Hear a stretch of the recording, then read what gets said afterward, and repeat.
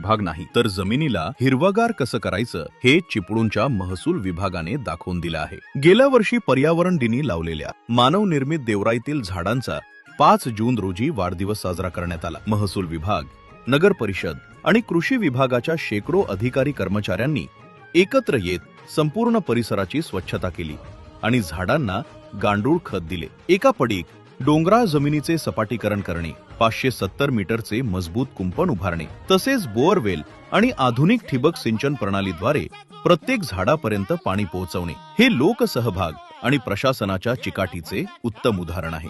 जिल्हाधिकारी रत्नागिरी यांच्या सूचनेनुसार महसूल विभागाने या प्रकल्पासाठी जागेची निश्चिती केली. RGPPL आणि मेरोलॅक या कंपन्यांनी CSR निधीद्वारे मोलाचे सहकार्य केले, तर नाम फाउंडेशन मार्फत JCB, डंपर आणि पोकलेन सारखी अवजड यंत्रसामुग्री मोफत उपलब्ध करून देण्यात आली. त्यामुळे या खडतर आणि पडीक जमिनीचे सपाटीकरण करणे शक्य झाले. कृषी विभाग आणि सह्याद्री निसर्ग मित्र यांच्या तांत्रिक मार्गदर्शनाखाली 170 दुर्मिळ प्रजातींच्या 1500 झाडांची येथे शास्त्रोक्त पद्धतीने लागवड करण्यात आली. त्यानंतर 14 मार्च 2026 रोजी या मानवनिर्मित देवराईचा अधिकृत लोकार्पण सोहळा दिमाखात संपन्न झाला.